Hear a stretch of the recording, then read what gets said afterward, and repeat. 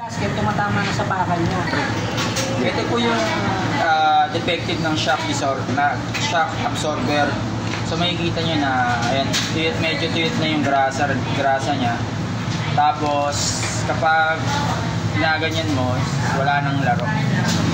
So ito yung difference ng defective tsaka difference ng ayos na shock absorber. So makikita nyo, ayan. Diba? So nakikita nyo may bounce siya.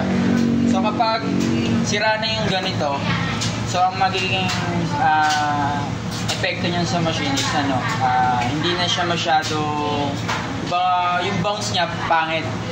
Magkakaroon ng lalo na kapag puno ng damit, pwedeng maapektuhan yung drum niya o ma-dislocate yung drum kasi magawa hindi na nagpa-function yung yung shock absorber niya.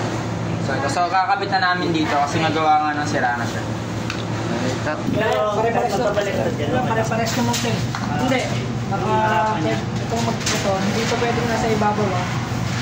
Itong stainless, hindi ko na pwede na. Lagi lang siya nakagawa.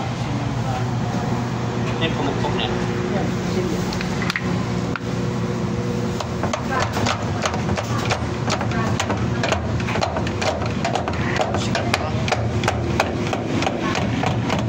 Tignan mo kung nakalabas na yung lock niya.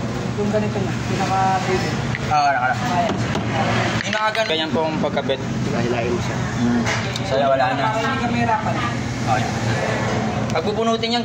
So ito po yung pangalawang shock absorber. So yung kasama ko naman po magkakabit. Ayan. Galing natin yung isa. Ay, okay na to? Okay na yan. Ayun na. Ganun lang.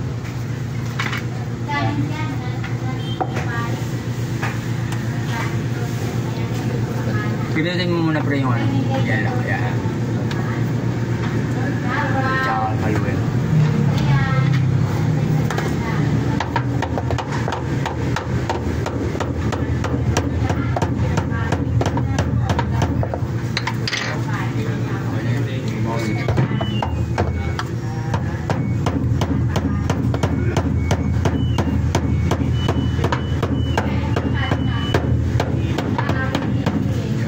Tanggal na po. Ayan po.